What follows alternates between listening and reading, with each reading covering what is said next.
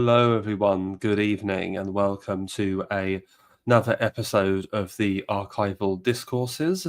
And tonight, I will be reading a book on the Russian conquest of the Caucasus. It's titled "The 60-Year Caucasian War" by Rostislav Fadiev.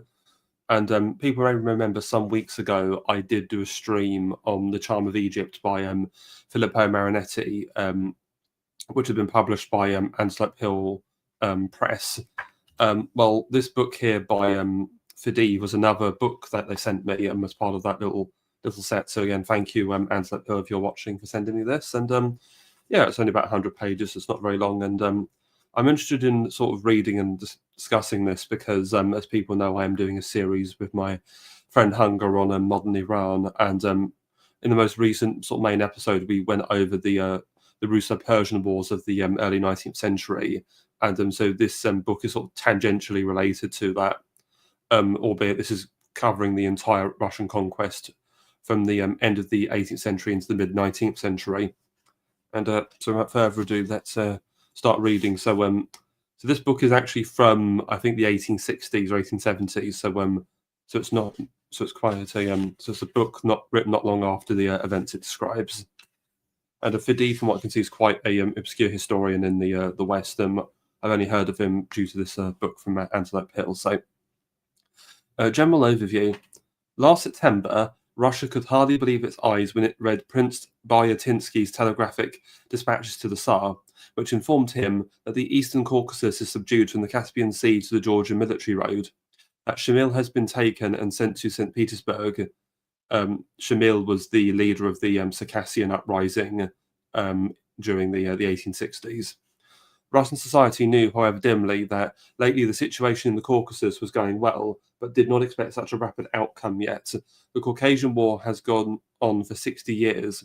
Russia has been accustomed to the idea that the state of affairs was natural and could last virtually forever, especially as the Caucasus region had remained in the shadows for about half a century, and the public opinion of it stemmed from a handful of stories in the accounts of people who travelled to take in the waters of Pyatigorsk. In 1845, the newspapers began to publish accounts of the relations, but they could only enlighten the matter for a person already familiar with the Caucasus. Considering the extraordinary variety of this vast country, the most mature experience gained on one of its military theatres did not necessarily afford a correct judgment on another. From a distance, everything merged into one murky image. The most radical changes in the situation were smoothed out, and the thinking Russian man who was not personally familiar with the Caucasus could not connect the divergent events and arrived, in his search for solutions to this problem, at the most improbable conclusions.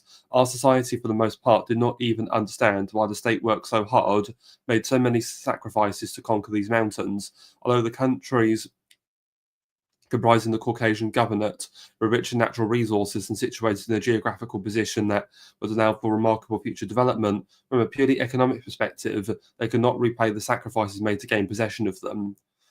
I'd somewhat contest that, considering that Azerbaijan would deliver Russia its first source of oil and a significant boost to Russia's industrial development, and indeed be very useful for the various wars such as World War I and later World War II, where oil would play a critical role. So, but in fairness, I suppose to Fadiev, he is writing in the 1860s, 1870s. So the oil in Azerbaijan was only just being developed at that time. So I don't think it's the consequences of that have been quite fathomed yet. It was not an economic question that was being decided in the Caucasus. Understandably, this issue, lacking a straightforward angle, remained confusing to most of the public. At most, the conquest of the Eastern Mountains satisfied Russian patriotism as a victory over a stubborn enemy, while the enormous significance of the event was more clearly understood abroad than within Russia itself. The establishment of Russian sovereignty on the Caucasian Isthmus has so many consequences, both definite and probable, direct and indirect, that it is still impossible to grasp them all. They will reveal themselves one by one in such a long chain of events that only the next generation will know the full scope of the events of 1859. It is not yet possible to write a history of Russian domination in the Caucasus. For the history of such a long and complex period, it is essential to study the materials that have been piling up in the archives for 60 years. A special commission has only recently undertaken this task. One day, Russia will read the complete history of the Caucasian War, which is one of the greatest and most captivating episodes in our history, not only because of the significance of the issues resolved by Russian arms in this isolated corner of the empire, but also because of the extraordinary exertion of the human spirits that marked the struggle on both sides. Because of the unprecedented persistence with which it persisted for decades, continuously changing its character, and because of the unique moral character, if one may say, of those soldiers who were relocated to the Caucasus, it is wrong to embark on such a study with only a partial understanding, but it is possible to illustrate the significance of the Caucasian War in its causes, progression, and results. That is the aim of this book. Every Russian should know, at least in the most basic sense, what is being done in the Caucasus, where 200,000 of his countrymen are fighting. The beginning of the Caucasian War coincided with the first years of the current century, when Russia brought the Georgian kingdom under its rule. So those who don't know, Georgia, at the time Russia took it over, was split into the coastal strip was under Ottoman control, and then the bulk of the interior was broken into two vassal kingdoms of the Safavids. Oh, sorry, the Qajars by this point. The kingdom of Kaleti and the kingdom of Kharki, and the Russians essentially kind of got these Georgian kings to flip to them, and the Russians claimed a protectorate, and this is what led to the Third Russo-Persian War from 1804 until 1813. This development defined a new attitude of the state towards the half-wild tribes of the Caucasus. Once foreign and alien, they became domestic. Now Russia had to subordinate them to its authority. Thus arose a long and bloody struggle which remains unfinished to this day. The Caucasus demanded great sacrifices, yet whatsoever the cost, no Russian has the right to complain, because the occupation of the Caucasian regions was neither an accidental nor an arbitrary event in Russian history. It had been centuries in the making, prompted by the great needs of the state, a prophecy which fulfilled itself. As early as the 16th century, when the Russian people developed in solitude on the banks of the Oka and Volkhov rivers, separated from the Caucasus by a vast wilderness. Sacred duties and great aspirations drew the attentions of the first Tsars to this region. The domestic struggle with Islam, which had been pressing Russia from all sides, had been resolved. Through the ruins of the Tatar kingdoms that had been founded on Russian soil, a vast horizon to the south and east opened to the Muscovite state. There in the distance were free seas, abundant commerce, and like-minded peoples, Georgians and Caucasian Highlanders, then still half Christians, who extended their hand to Russia. On one side, the Volga led the Russians to the Caspian Sea, surrounded by wealthy nations who had not a single boat between them, to a sea without a master. Dominance on this sea was necessary to secure dominion over the weak and fragmented territories of the pre-Caspian Caucasus. European trade seeking access to the golden countries of the east tried to force its way through the Muscovite states and its neighbouring deserts, and carried the Russians along on the road already indicated by the natural position of their land. On the other side, the groans of Orthodox Georgia, trampled by barbarian invasions and exhausted by endless struggle, fighting at that time not for the right to be an independent nation, but only for the right not to deny Christ, reached Russian ears. Islamic brutality, fueled by the new doctrine of Shiism, was in full swing. It should be noted that Shiism was not really new by that point. It had been around for centuries, since the establishment of Islam. I think what he's ultimately referring to is the and the tail end of the 18th century, when the Qajars were consolidating their rule over Georgia. Aga Muhammad I, Qajar Shah, leads a brutal campaign into Georgia, where he has Tiflis, or Tbilisi, the modern capital, sacked, and thousands of Georgians taken into slavery. In fact, when he was assassinated, not too long later, it was actually by a Georgian slave. So it's ultimately this action that was taken that had led to the Georgians wanting to appeal to the Russians for protection. Desperate to overcome the steadfastness of Christian tribes, the Persians systematically slaughtered the populations of entire regions. Since the 16th century, almost every Georgian family could pray to the martyrs of their own blood. One after another, Georgian shrines were brought to Moscow to preserve them from desecration by the Muslims. Tsar and commoner alike listened with equal sorrow to the stories of infidel violence committed against the Orthodox population of Georgia. The people's deepest sentiments were affected, pulling the Russians to the path already indicated by politics and trade. Indeed, from the 16th century onward, the Russian Tsars began their attempts to simultaneously support deteriorating Georgia and to assert their commercial and political dominance in the Caspian countries. These attempts continued, ever increasing in scale, until the end of the 18th century. I will also note that the whole history of Georgia under the Persian domination wasn't entirely just a story of rape and murder. The Georgians, especially the ruling dynasty of the Bagration, do actually serve in the Safavid court as different ministers, but also some of them are these sort of state slaves and the gulams in various positions. So it's a bit more nuanced than what he's adding on to. These attempts continued, ever increasing in scale until the end of the 18th century. At first, the obstacles appeared to be almost insurmountable. Russia did not yet board the Caucasus. Between them lay a vast desert filled with roaming predators and gangs of reckless daredevils, almost impassable. But in the meantime, the Russian people grew, community spread out, and the desert gradually gave way to settlements. At the beginning of the 18th century, the whole area from the Oka to the mouth of the Don, and from Kazan to Astrakhan, was occupied by a chain of villages and towns. From that time, a series of Caucasian campaigns began under Peter the Great, Catherine I, Anna Ivanovna, Catherine the Great, and Paul I. They became more and more frequent as Russia advanced towards the Caucasus. By the end of the century, the Russian people had reached the European frontiers of their land, the Black Sea and the foothills of the Caucasus. The Transcaucasian territories were no longer in such a remote and geographical position in relation to Russia as Khiva is now. Peter the Great's plans could be carried out without the difficulties they encountered in 1722. At the same time, a new pogrom and renewed violence on the part of the Muslims befell Georgia. Now standing on the Terek and Kuban rivers, Russia could no longer confine itself to fruitless lamentations, as it had in the 16th century while listening to stories of Persians forcing Orthodox Christians to spit on the miraculous image of the Virgin Mary on the Kursk Bridge in Tiflis. Throwing the disobedient and all were disobedient into the Kura River, soon damned with bodies, or hearing how 2,000 worshippers from the David Gareja monastery were brought under the axe during the observance of Matins on Palm Sunday.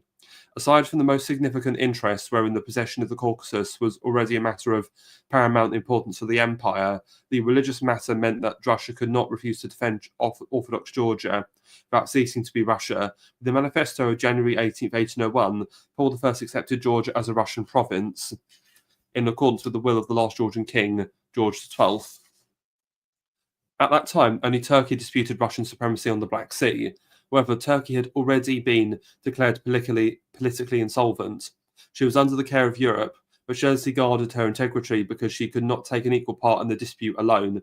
In spite of this artificial equilibrium, which teetered on the point of a needle, a struggle between the two great powers for the dominant influence over Turkey and all that belonged to her. Europe was penetrating the backward mass of Asia from two sides, from the west and south. For some European nations, Asiatic concerns were paramount and exceptional importance. Within Turkey's diplomatically assumed, if not actual domain, lay the Black Sea and Transcaucasia. This state extended its claims to the shores of the Caspian Sea and could easily enforce them on the basis of its first success over the Persians. But the vaguely delineated mass of the Turkish Empire was already beginning to drift from one influence to another. It was evident that the dispute over the Black Sea, over all the waters and lands over which the Turkish claims extended, would sooner or later, at the first convenient political opportunity, become a European dispute and be turned against us, because questions of Western influence in Asia do not tolerate partition. A rival there is no mortal threat to European power. Whichever influence or dominion extended over these countries, among which were lands which had no masters, such as the whole of the Caucasian Isthmus, it would become hostile to us. Meanwhile, dominion over the Black and Caspian Seas, or at the very least the neutrality of these seas, is a vital question for the whole southern half of Russia. From the Oka River to the Crimea, where the principal forces of the empire, both personal and material, are becoming increasingly concentrated, one could say that this half of the state is created by the Black Sea. For Catherine's conquest, it was in the same position as the Ural region and southern Siberia. A settlement pushed into the impassable steppe, possession of the coast made it an independent, wealthy part of the empire. In a few years, with the construction of the Transcaucasian Railway, which will necessarily attract to itself vast trade of the Trebizond Empire of Upper Asia, with the rapid development of the Volga and sea shipping, with the establishment of Asian trade, the desolate Caspian Sea will create for southeastern Russia the same conditions that the Black Sea had already created for southwestern Russia. However, Russia can only protect its southern basins from the Caucasian Isthmus. A continental state like ours can neither maintain its importance nor make its will respected, where its cannons cannot reach by solid ground. If Russia's horizon were close to the south by the snowy peaks of the Caucasus Range, the entire western mainland of Asia would be completely beyond our influence, and given the present impotence of Turkey and Persia, would not have to wait long for a master or masters. If this has not happened or will not happen, it is only because the Russian army, standing on the Caucasian Isthmus, can embrace the southern shores of these seas, stretching its arms in both directions. The hostile influence would not stop at the Caucasian Isthmus. A series of water basins push deep into the Asian mainland from the Dardanelles to the Aral Sea, where its navigable tributary, the Amu Darya, cutting across Central Asia almost to the Indian border. It is too tempting a route for the trade now making its way across the roadless ridges and high plains of Armenia and Azerbaijan. European trade of Asia has been conducted along this route for thousands of years, interrupted by the Turks when they took Constantinople and sealed the Black Sea. Trade would have been resumed at the beginning of this century if the Caucasian Isthmus had remained without a ruler. But who does not know the true nature of European trade in Asia? The coming together of two such unequal powers begins with chintzes and ends with the creation of a subject empire of 150 million inhabitants. If some European trade had established itself in the interior Asiatic basins before and in addition to our dominion over the Caucasus, its path would have defined the limit of our relations with Asia. Everything lying beyond the line stretching from the mouth of the Kuban to the northern shore of the Aral Sea would have merged into one group hostile to us, and only gain would have been that the entire southern frontier of the empire, for several thousand kilometers from the Crimea to China, would have become a frontier in the full sense of the word, requiring fortresses and an army for its protection. The defense of the Caucasian line would probably require the same troops that now occupy it, but without any hope of ending the situation. European trade with Persia and inland Asia, passing through the Caucasian Isthmus, subordinate to Russian control, promises positive benefits to the state. The same trade, passing through the Caucasus independent of us, would create for Russia an endless series of losses and threats.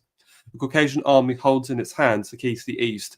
This is so well known to our adversaries that during the past war it was impossible to open an English pamphlet without finding therein the talk of a means of cleansing the Trans-Caucasus of the Russians. While the relations to the east are a matter of the highest importance for others, for Russia they fulfill a historic necessity that we are powerless to evade. Russia, covering a territory of 10,000 kilometers, does not touch but mingles with Muslim and pagan Asia. Its borders are pushed forward not by political calculations alone, but by the demands of internal management and the domestic economy, like the cultivated fields of an owner who has settled in a new land that belongs to no one. Beyond the Russian frontier, all the way to the ends of the earth, everything in Asia smoulders and collapses.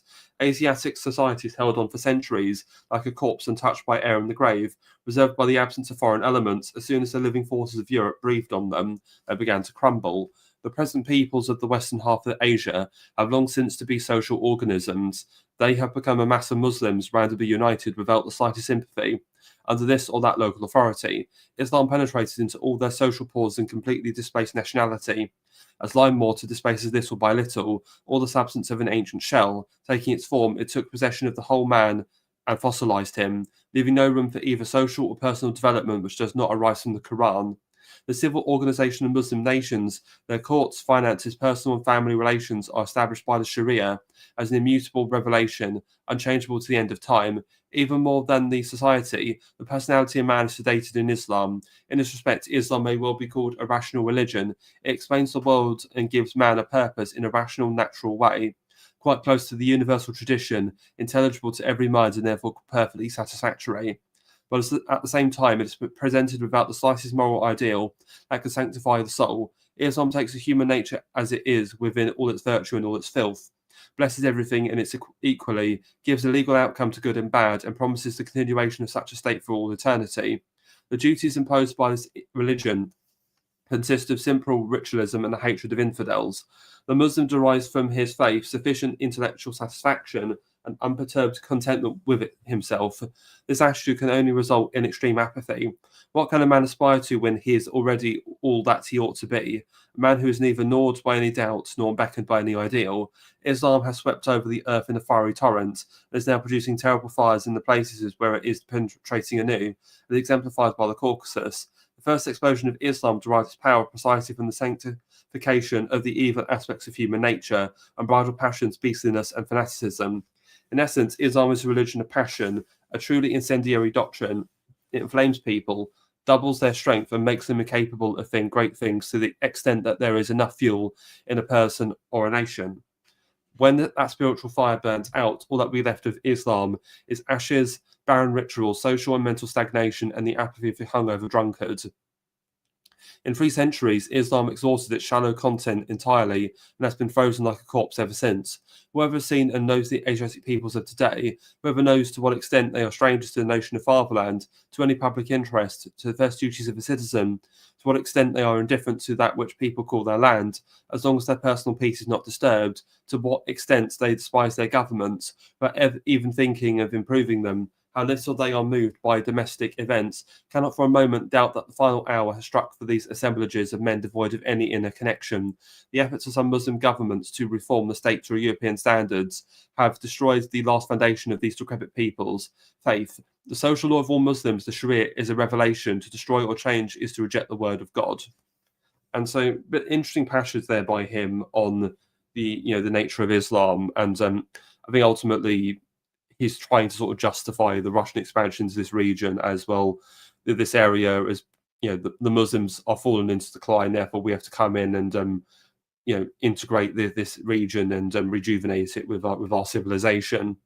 And this idea of Islamic religion becoming hollow, again, this all calls back to Ibn Khaldun's concept of asabaya, or a group feeling, which degenerates over the generations. The reforms in Asia have, on the other hand, alienated the masses, led them to ferment and created a Muslim Freemasonry, very similar to Muridism at its beginning, which covered most of the Muslim world with secret lodges. On the other hand, they have created an official class of educated Muslims who place their faith in money alone, no matter who it is that's giving it to them. What will happen to Asia cannot yet be predicted, but it cannot continue to exist in the form that it does now.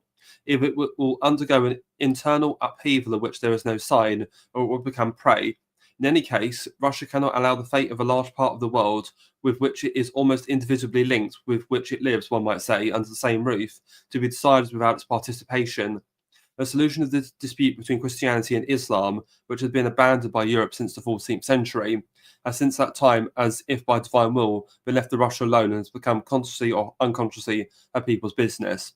I mean, I would contest the idea that Europeans in the 14th century gave up any kind of contest with Islam. All her sympathies and all her interests, even independent of her will from century to century, periodically put her face to face against every possible variation of this question. The real link between Russia and Asia, they note, is in the Caucasus, and the rest of the territory between settled Asia and the Russian frontier, from the Amur to the Caspian Sea, stretches a desert which may become a somewhat populated and passable by the end of the century, but much can happen before then.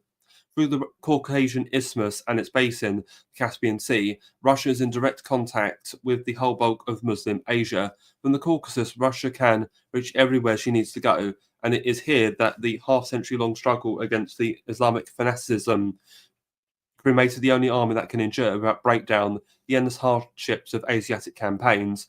For Russia, the Caucasian Isthmus is a bridge from the Russian coast to the heart of the Asian continent, a wall to protect Central Asia from hostile influences, and an advanced fortification protecting both the Black and Caspian Seas. The occupation of this region was the first necessity of the state, but while the Russian nation reached the foot of the Caucasus, everything changed in the mountains knocked out of European Russia. Islam worked tirelessly for 3 centuries to strengthen the natural fence of Asia and the Muslim world. The Caucasus range and achieved its goal. In place of the Christian tribes of old, we met in the mountains the most ferocious embodiment of Muslim fanaticism.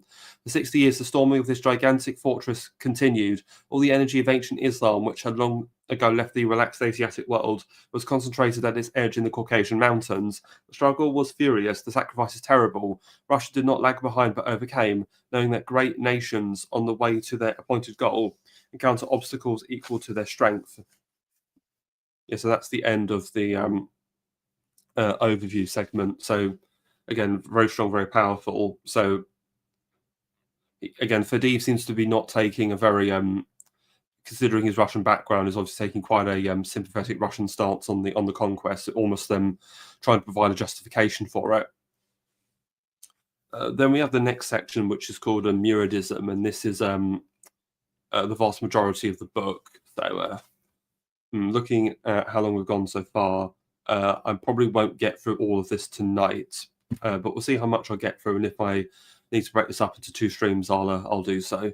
So, in the spring of 1801, General Noring brought Georgia under Russian rule. At this time, all the countries of the Caucasus, both the mountains and the countryside, were in a state of perfect chaos. Society was disintegrating not from internal decay, but from endless external violence. The whole Caucasus had been turned into a slave market. It is enough to remember that the entire armies of the Mamluks and the Baghdad Gurjars were composed of Caucasian slaves, that the original Janissaries were of the same origin, yes, being all Circassians, all of those groups. All the white slaves of Turkey and Persia were exported from the Caucasus, and that the Turkish harems were filled with Caucasian women, causing the ethnological change of the Ottoman hordes into the present Turkish one. Combining all these factors, one can imagine the situation from which Russia extracted the Caucasus. Since the Georgian kingdom, which had once ruled over the mountains, was trampled by the invasion of Genghis Khan's horde, any idea of law and order disappeared from the Caucasian isthmus.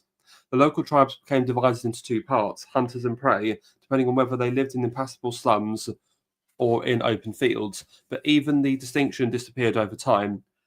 Accustomed from childhood to catching people, the mountaineers became so familiar with this craft that they transferred it to their own canyons. Returning from hunting in a foreign land, they set up a trap for a neighbour, stole his children, and sometimes sold their own. Cargoes of slaves were sent from the Caucasus by land and sea, not blacks as on the Guinea coast, but people of European origin, mostly Christians. In the full swing of the 18th century, the Caucasus lived the life of prehistoric times, as when the foundation of world slavery was laid for ancient societies by the same means. When Georgia came under Russian rule, this disgrace came to an end, but not overnight. In order to rid the Transcaucasus of Lesgin gangs, it was necessary to exterminate them over a period of 15 years, as one exterminates beasts of prey. However, the Russian forces in the mountains at the time were not large, and they were engaged in a more pressing struggle. Persia and Turkey, separated for 3 centuries by irreconcilable enmity, rose in unison against Christian rule. In the Caucasus, our troops had to wage a long and persistent war, outnumbered 10-1. Fortunately, at that time, the Muslim states had already outlived their glory days and retained only the appearance of their former power. The first encounter with Europeans exposed their impotence. Nevertheless, the numerical forces of Persia and Turkey were so great, their efforts to knock us out of the Caucasus so persistent, that the small Georgian corps had to concentrate almost all of its forces on the southern border. Few battalions remained to protect the Transcaucasian regions and the mountaineers, and they had no hope of carrying the war into the mountains, limited by necessity to the pursuit of bandit gangs inside the region. The offensive war against the mountaineers only really began with the appointment of General Yermolov as chief minister of the Caucasian region in 1816. Indeed, Yermolov would hold that office up until the Fourth Russo-Persian War, after he was sacked by Nicholas I, after he was caught off guard by the Persian attack that started that conflict.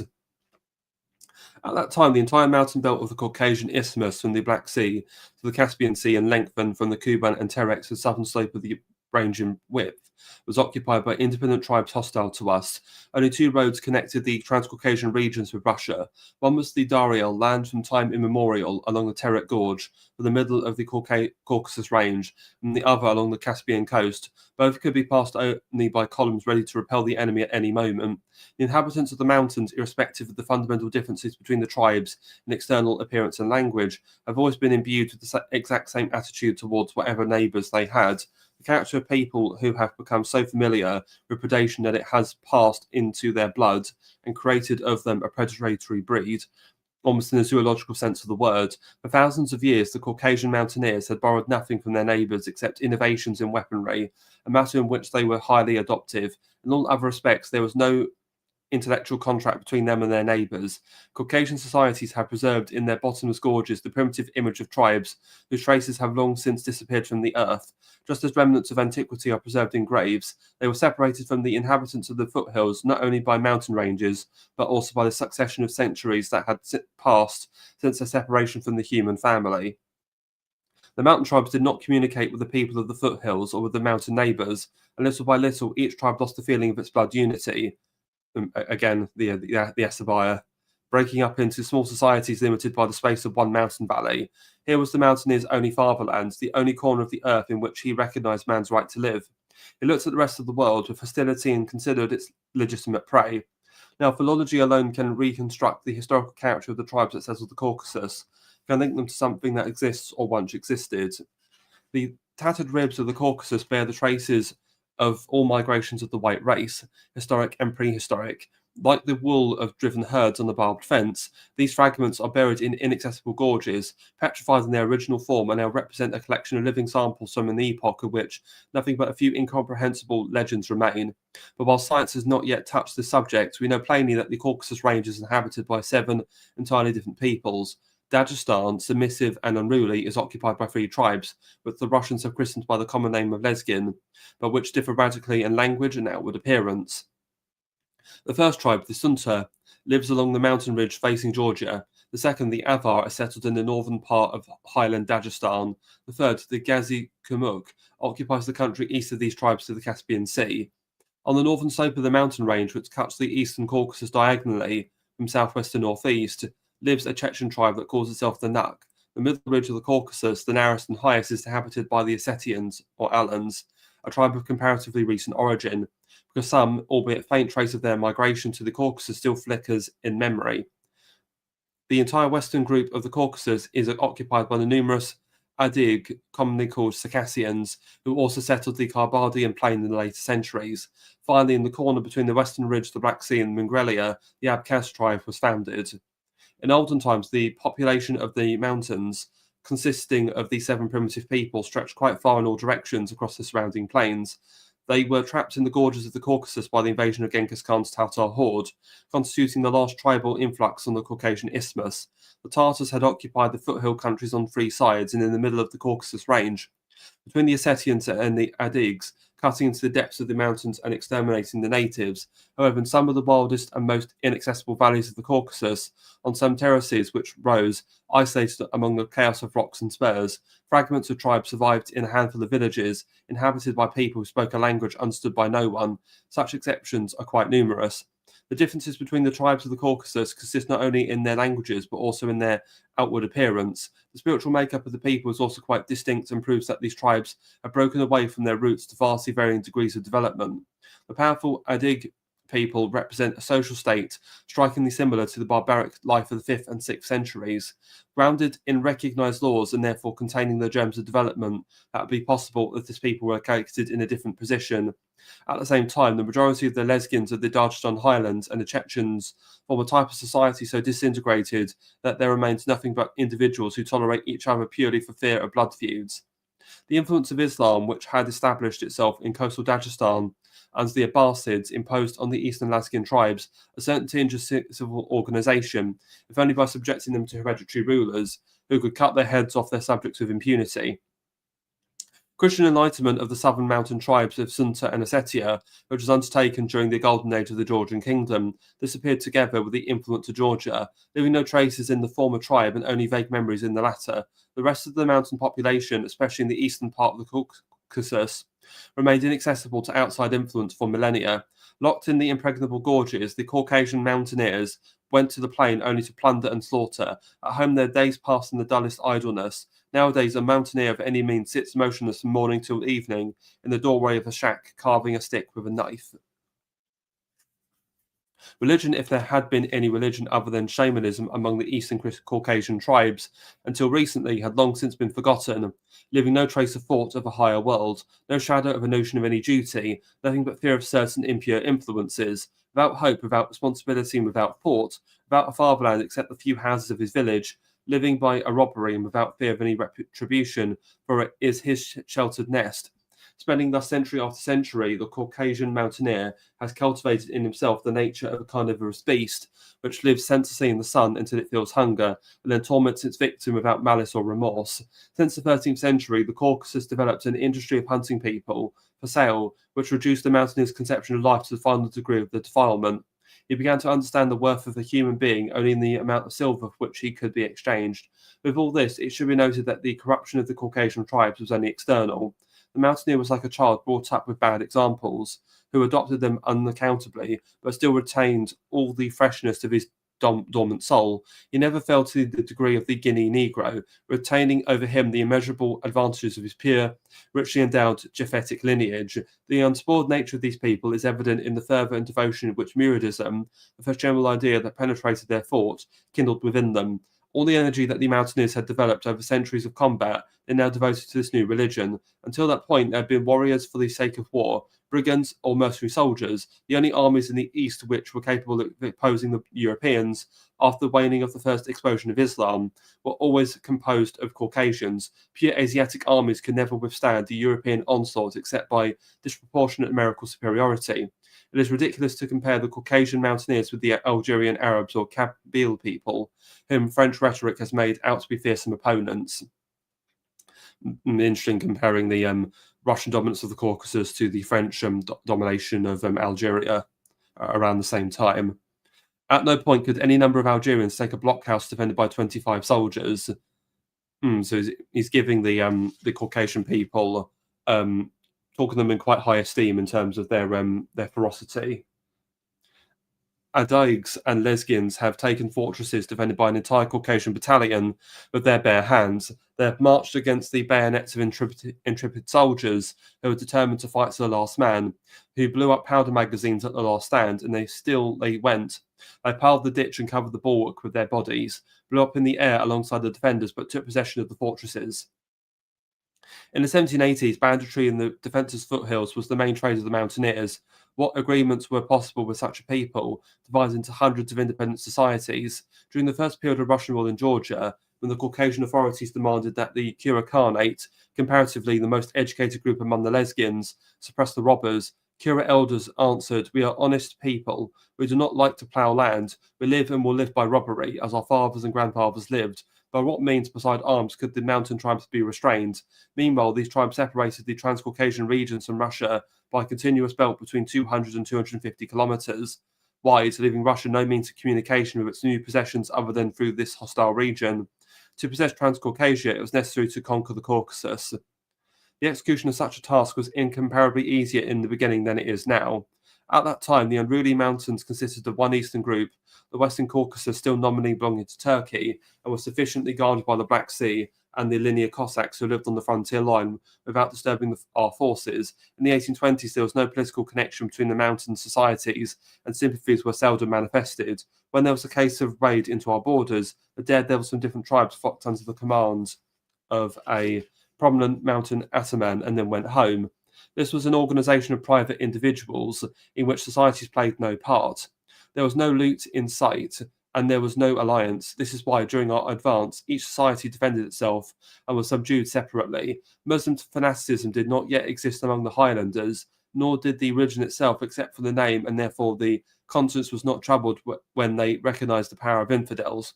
Defending their independence, the Highlanders defended only the right to plunder the foothills. Lastly, the power of ordinary weapons against a people who had seen nothing of the kind was at first overwhelming. In the 1820s, the Highlanders could not withstand artillery fire, in spite of their bravery and agility. They are powerless before a close mass, as before a mobile fortress. The bravest brigands do not quickly and easily turn into warriors. In this state of affairs, the detachment of a few companies could be considered self-sufficient in the Caucasus and could act offensively against a divided, indifferent, disorganized enemy. There was only one difficulty: the endless fragmentation of the military theatre into separate cells, each requiring an independent operation. No matter how weak the enemy's resistance may be, in such a cluttered area as the Caucasus, it was impossible to make a sudden jump across several cells. In order to move from one conquered valley to the next, navigating a barely passable mountain range in the process, it is necessary to occupy the first one firmly, to transfer to it the very foundation of the forthcoming expedition. Otherwise, the campaign would only be a raid, and what others can be expected from a raid in the country where one has to climb a mountain all day long, stopping every minute to catch one's breath. In the Caucasus, to move forward meant, and what means to move gradually, firmly occupying each valley, which requires one of two things: either great strength or great time. Under the first assumption, we could act unceasingly, advancing on all sides from the circumference to the centre. Under the second assumption, we had to wait for the newly conquered societies to get accustomed to our power. to turn into obedient tributaries, and only then, without fearing for our rear, to undertake further conquest. In that era, it was preferable to rely on time. Back then, nothing yet foretold the future explosion. It was reasonable to think that, however slow our operations might be, we would succeed in subduing the Highlanders before they changed their ingrained customs. Meanwhile, maintaining troops in the Caucasus cost twice as much as in Russia. On this basis, the Caucasus Corps was left in the original strength, even though hundreds of thousands of Russian soldiers had returned from abroad. 45,000 men were required to act offensively and defensively at the same time against a hostile country 100,000 kilometres long, encircling it from both sides. Under conditions, action on our part could not be decisive despite the fragmentation of the enemy. It's interesting just to compare this to Afghanistan, because obviously that's another mountainous country that Russia obviously would later clash with during the Great Game of the 19th century, when they were trying to win them over to their side in the Great Game. And indeed, the British themselves would invade Afghanistan twice in the course of the 19th century, and it proved very difficult to subdue despite them controlling India. So it's sort of fascinating, isn't it, that the Russians ultimately proved more successful in subduing the Transcaucasia and the Caucasus than the British did over Afghanistan. Though it should be noted, the Russians did later lose during the Soviet invasion of Afghanistan in the 1980s. General Yermolov did not have enough forces to conduct several operations at once and was forced to restrict himself to those that were most essential. For all that, much was accomplished during this period, which has remained in the memory of Russia not without reason. The occupation of the Shakmal domain, the conquest of the Khanates of Kura and Gazi Kamuk of Akusha, a Great and Lesser Kabarda, and the pogrom of Chechnya connected the Transcaucasian regions of Russia by two broad belts of subjugated countries, cut the hostile region into two separate groups without communication, and greatly shook the mountaineers' confidence in the impregnability of their refugees. Another 10 or 15 years of similar efforts against a similar enemy would probably have accomplished our desired goal. The Eastern Caucasus, surrounded by our possessions, absorbing the greatest part of our force, would have been subdued, but we ran out of time. As soon as the Persian and Turkish wars diverted the Russian forces to the southern border, the religious conspiracy, which had been secretly undermining the ground beneath our feet for several years, suddenly threw off its mask and drew the entire population of the mountains into a ruthless battle against the Christians. The position of Russian rule in the Caucasus suddenly changed. It'll probably be a while before anyone counts up the millions of rubles of thousands of people that the appearance of Muridism in the mountains cost Russia. The impact of this event has been far-reaching, much farther than it may seem at first. In any case, it is important for the state, both in the past and in the future, to try to define its thought. Islam entered the Caucasus from two directions. The eastern mountains received it from the Arab Caliphate in the 7th and 8th centuries, the western mountains from Turkey in the 17th and 18th centuries. The depth of the roots that Islam spreads in the Caucasus corresponds to the relative antiquity of these epochs. In the eastern half, it penetrated the majority of the population. In the western half, only the upper class. This fact explains why Lezgins were soon so attracted to Muridism and why the Adaigs, despite all the efforts of Murid preachers, were so reluctant to succumb to it. That even in the eastern group, not all tribes were equally bound to Islam. For a long time, Islam in this region was confined to seaside Dagestan alone, checked in the mountains by the influence of Christian Georgia. It was only with the fall of the Georgian kingdom that the mountain societies began little by little to become accustomed to the rites of Islam, though it was still far from being equally prevalent when Muridic preaching began in the Caucasus. The preaching immediately attracted the old Muslims of coastal Dagestan, but in the mountains it triumphed over the Syria struggle. Up to that time, Islam had been widespread in the Caucasus for centuries, without influencing the social and personal condition of the mountaineers. Everything that has been said about the pagan tribes applied equally to the Muslim tribes, the only difference being their shaved heads. The Highlanders succumbed to Islam because it justified their ferocious character and gave it a legitimate sanctification. Sharia preached personal revenge at home, jihad against neighbours, and indulgence of the passions. It did not disturb tranquillity of conscience with ideals, comforting the Highlanders with the promise of a tempting paradise, and all this for the observance of a few insignificant rites. Its noisy appearance in the world, which had innumerable tangible consequences, had no influence on the spiritual side of man, nor did it bring a single new impulse into the life of the peoples who submitted to it. When Europeans observed the African tribes who had embraced Islam, they were struck by the fundamental impotence of that religion and moral character. Nothing distinguished the Negro Muslims from the faithless Negroes except the turbans on the heads of significant individuals. It cannot be otherwise. Islam, depending on whether the circumstances are more or less favourable to it, either eradicated the nationality altogether, leaving in its place one numerical collection of units, or remains an external ceremony without any relation to life. Uncivilized pagans who have embraced Islam say God instead of gods, perform 5 ablutions a day, and continue to live as before. The Quran inspires in them only unperturbed self-satisfaction, fanatical hatred of everything non-Muslim, apathy under ordinary circumstances, and jittery enthusiasm at the eruption of fanaticism. With all this in the first, weakest degree of development, as soon as the Russian Muslims begin to reflect, he can no longer look in at the world with the eyes of a pagan pantheist. He sees in nature something quite different from the law of senseless necessity, and the authority which man so indifferently spends his life in half-awake reverie. Illumined by the idea of one God, creator and provider, the Muslim does not regard himself as a manifestation of eternal power. He recognizes his free personality and feels a natural longing for a higher standard. But turning to religion to satisfy this first need of the awakened soul, he finds in it only barren dogmatism without love and without a moral ideal. It is difficult for man to reconcile himself to such a position. For centuries, the best men of the Muslim world have tried to discover in their theology an answer to the voice of conscience. They have produced many interpretations which have no theological difference, but differ in their answers to the fundamental question of how man should understand his duties to God.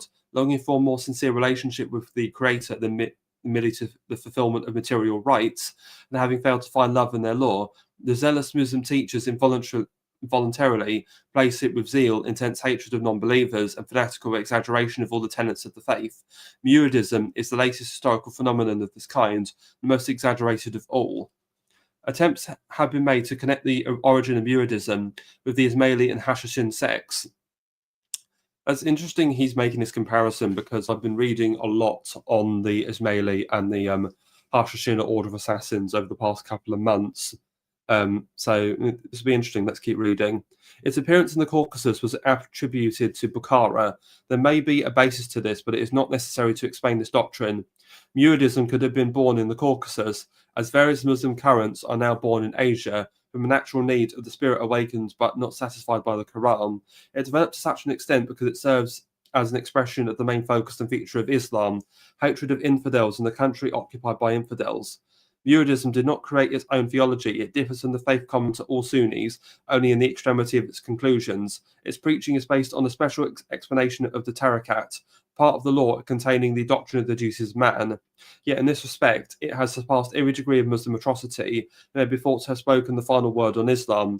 Muridism has cut off all humanity from man's life, and has set him 2 rules: a minute-by-minute preparation for eternity and continuous war against the infidels, giving him the choice of death or observance of these rules in all their fanatical rigour. The Sharia was restored to its primitive form. An unconditional standard was placed over people, and any distinction between them was determined only by their spiritual status. The advocates of Muridism took the shortest way to their goal, and without waiting for the feeling of religious equality to become a habit, preferred to the establishment of an axe. The rulers, nobles where they existed, hereditary chiefs, people of respected clans, or simply respected personally before the advent of Muridism, were slaughtered one after another, and for a time perfect equality really settled down in the mountains, because there was no one left but commoners. For a bride, whether she was the daughter of the foremost chief or the lowliest shepherd, the price was invariably set at 1 ruble. Everything that resembles the past, dances, games, playing the balalaika, was declared a secular right worthy of death. Unconditional obedience to the senior clergy, as in a monastery, became the primary duty. Fanaticism and fear changed the people, who until then had recognized nothing but personal discretion.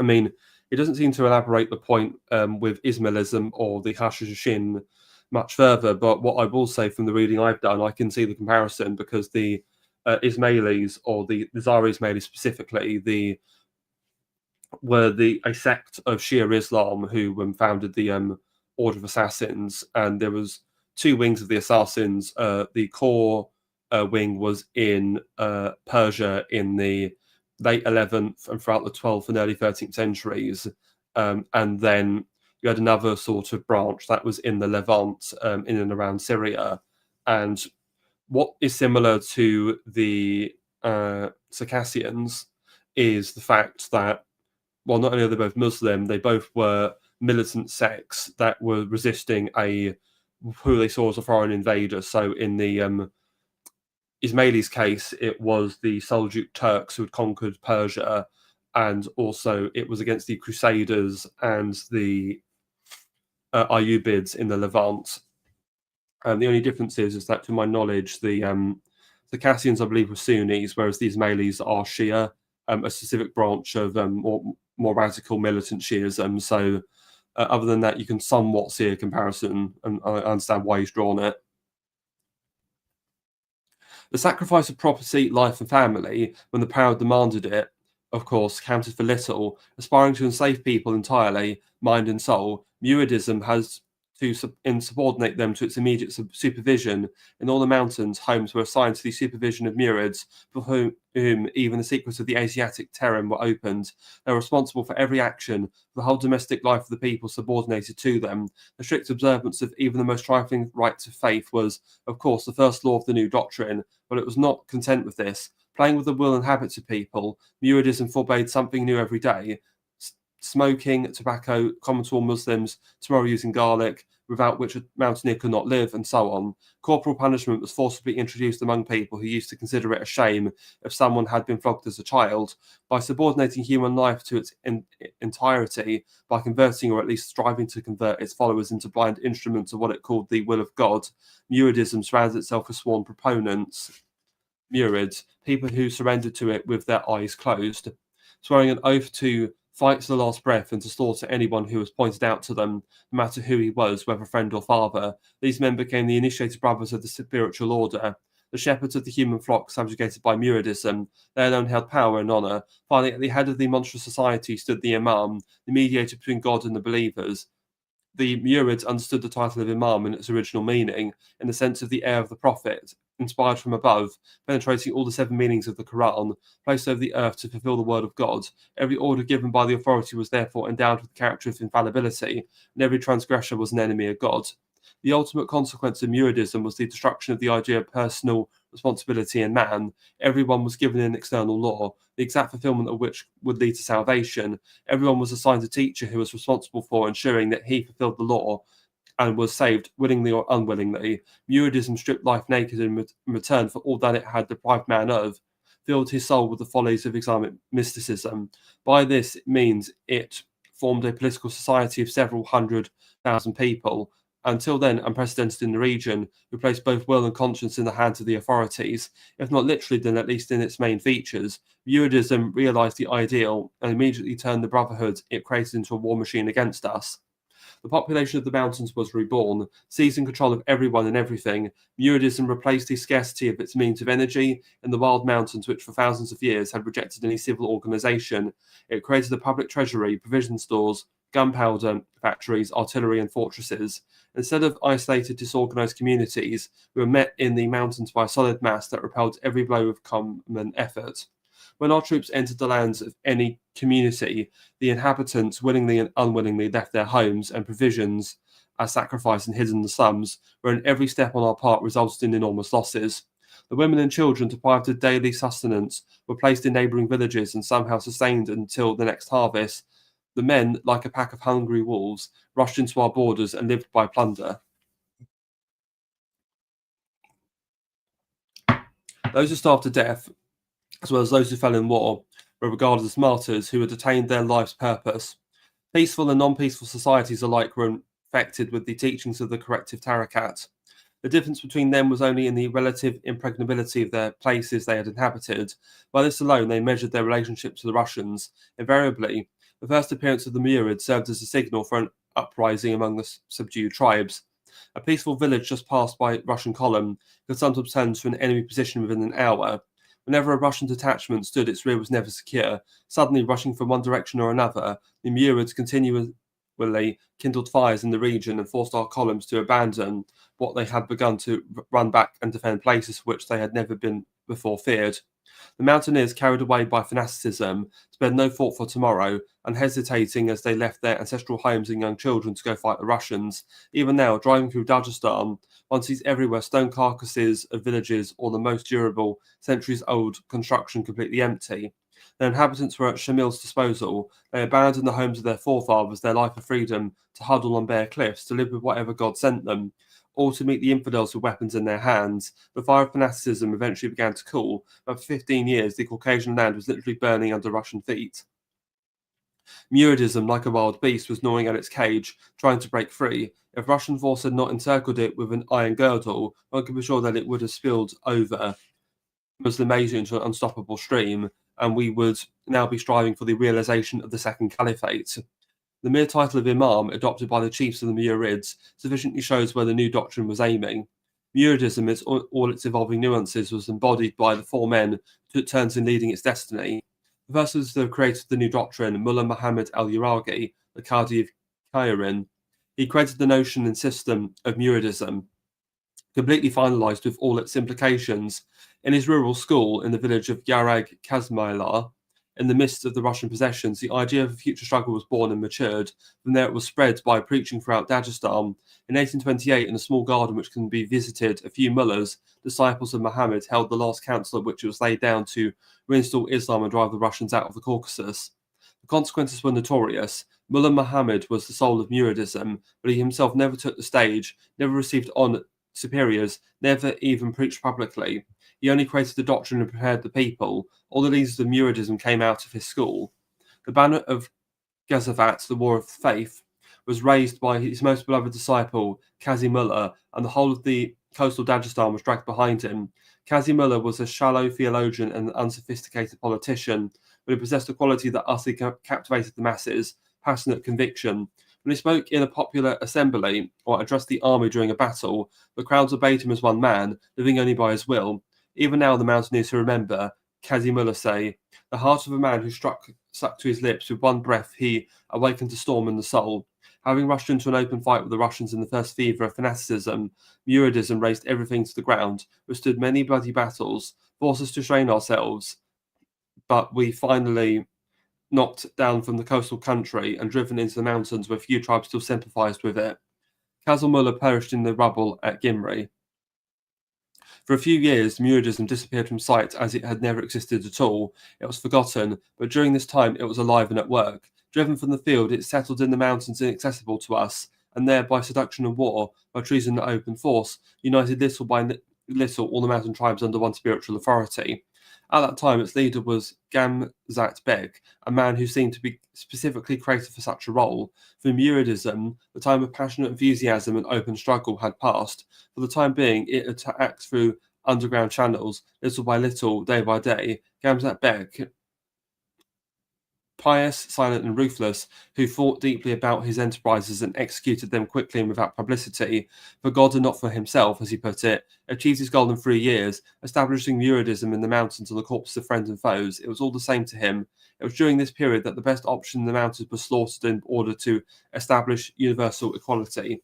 When Ganzat Bet died under the blows of murderers avenging their blood, Muridism was already in possession of the mountains and could fight again under a new leader. Shamil, also a disciple of Muhammad al-Yaraghi.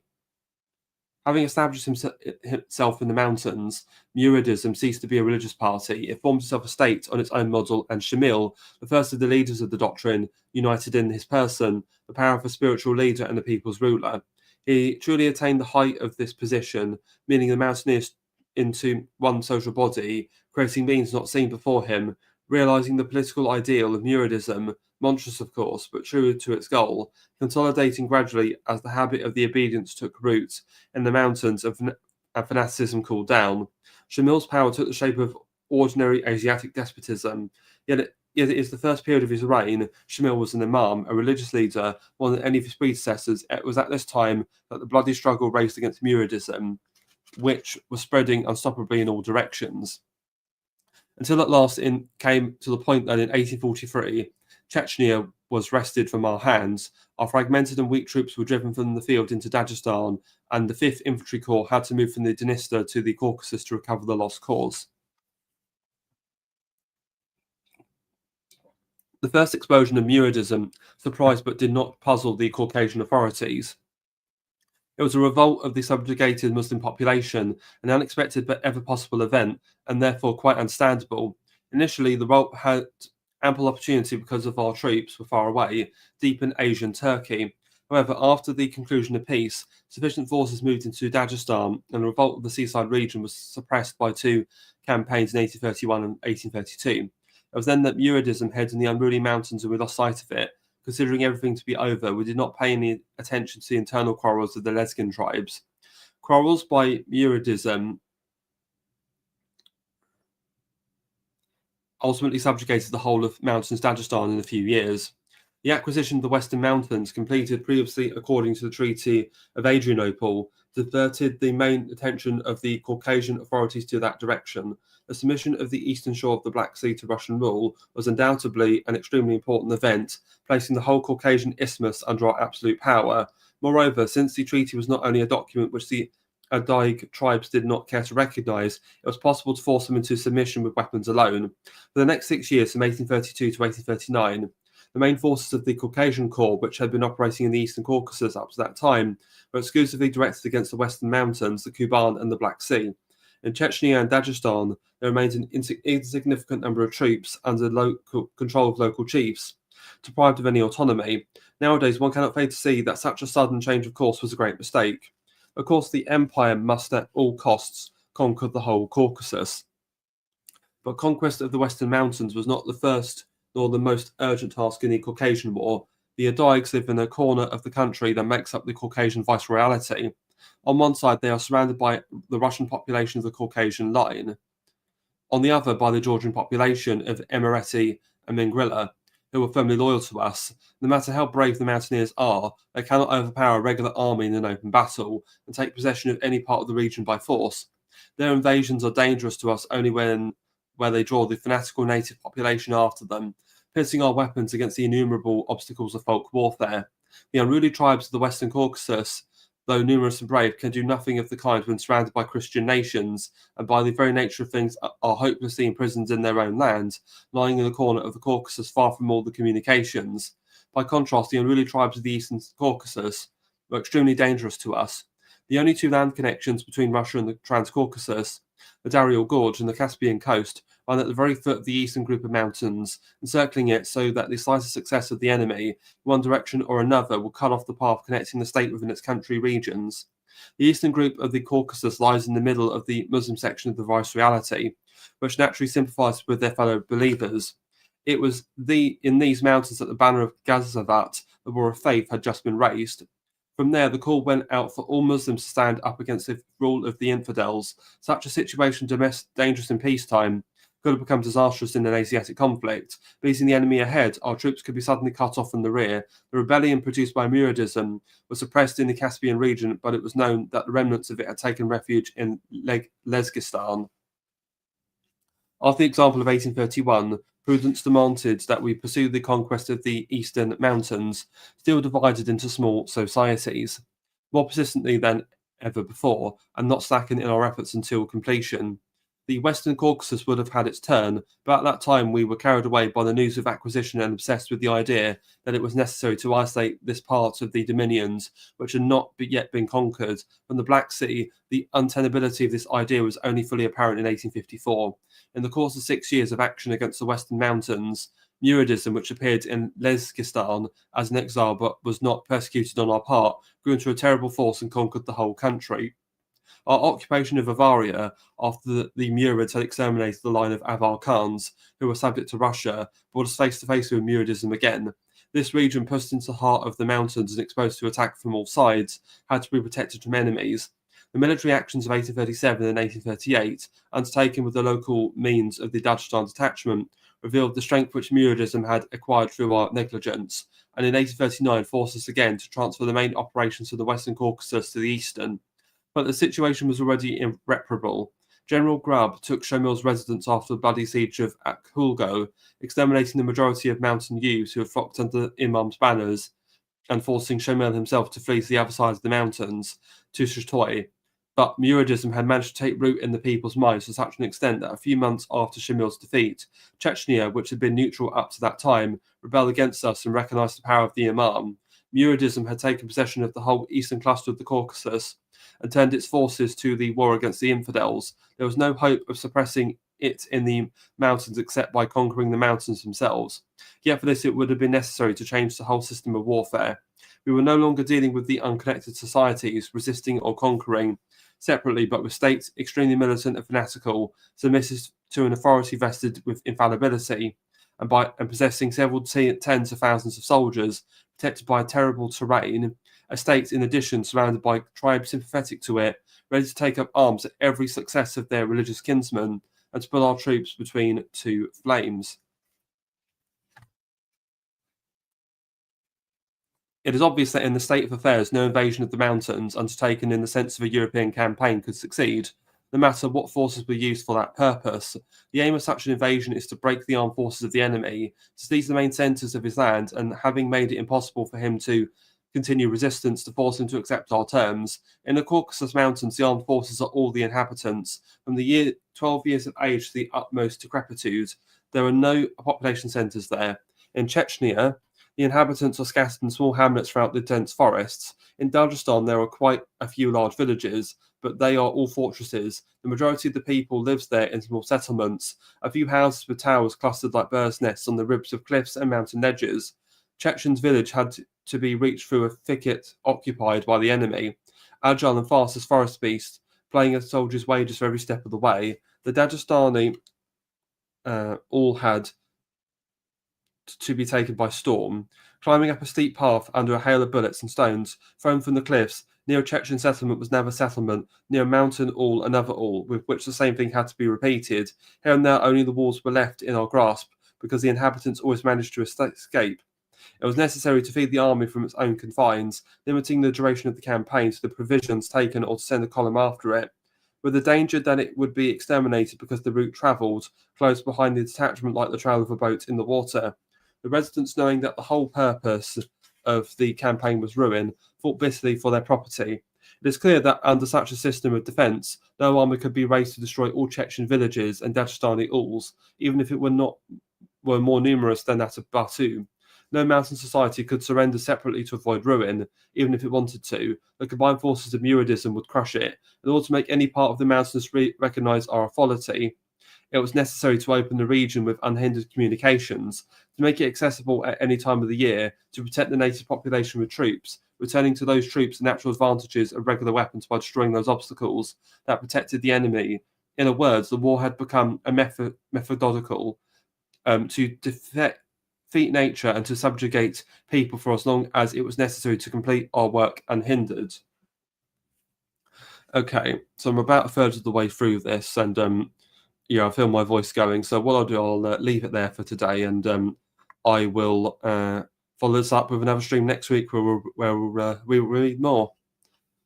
And just going to just check for any super chats. We've had none on YouTube. Let me just make sure there's not been any on Entropy.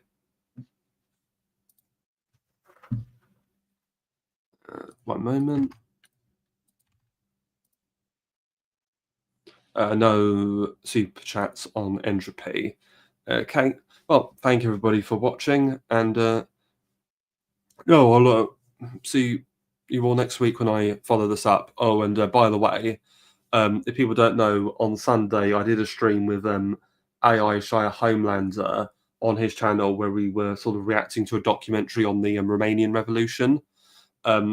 This Thursday night at 9:30, we're going to be finishing that and doing a part 2. So if you're interested in commentary on a modern revolution, go and give that a watch. Other than that, thank you all for watching, and have a good night.